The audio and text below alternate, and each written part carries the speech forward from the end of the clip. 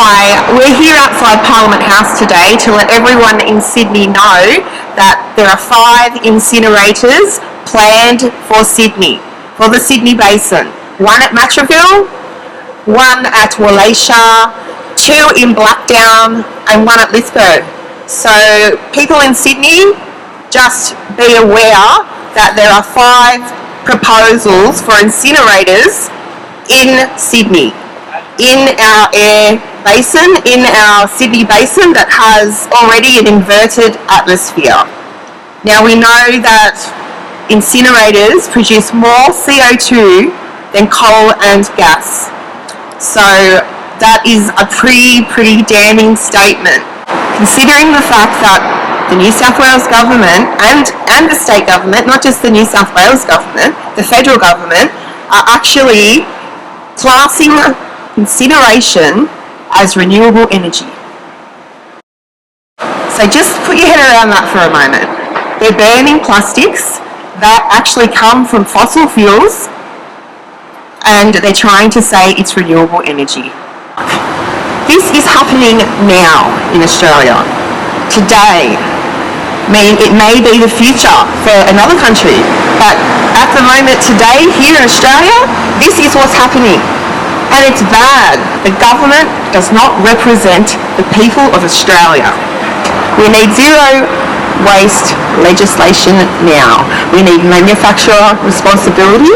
We need the government to say, you cannot make any more plastic products because there is no way in hell the people in Western Sydney, the people in Matraville, the people in Lithgow, the people in Wallachia, none of those people deserve to have rubbish burnt because our government doesn't have a plan in place.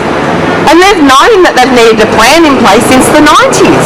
There was an inquiry into waste and it went nowhere. It went absolutely nowhere. They did nothing about it, and now there's a huge problem that instead of saying, yes, we've created this problem, they are now saying, that is our fault. Us, the consumers, who actually have no choice of what we buy, we go into the supermarket, our bananas are wrapped in plastic. Our cucumbers are wrapped in plastic. Do we need that? No, of course we don't. We don't need any of that plastic. It's absolutely ridiculous. And the fact that the government wants to blame us, the people, for this, and say that we need to have an incinerator and we have to, put up with it 30 years of CO2 gases coming out of an incinerator, that is worse than coal, worse than gas. I mean, people are up in arms about coal. Why aren't they the same about incineration? 5 incinerators for Sydney. Our children will be breathing in all these toxic emissions for the next 30 years. And they operate 24/7. 24 hours a day, 7 days a week, while your children are at school playing outside, while you're at home, while you're at work, while you're walking around at lunchtime. You are breathing in these fine particulates. The government cannot stop these particulates from coming out of an incinerator because there is no technology available that will capture anything under PM 2.5. So the incinerators release nanoparticles which are invisible to the naked eye, which means you cannot see them. They're 0.001 PM. These are the things that cause sudden heart attacks. These are the things that cause respiratory distress in children, asthma, heart disease. These are all proven scientific facts. I can show you now online peer-reviewed scientific studies that show me and everyone else and the scientific community how dangerous particulate pollution is to people, how bad it is for their health. And the whole thing is, these incinerators are bad for your health, they are bad for our climate. We are in a climate emergency. We do not need to be building 5 climate-destroying incinerators in Sydney.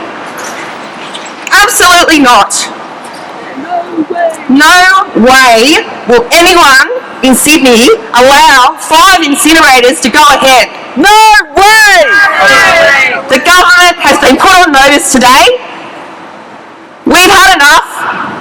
One's been stopped already in 2018 due to health effects, but suddenly that's just been forgotten. We've had enough! We've had enough, and we want all of them stopped.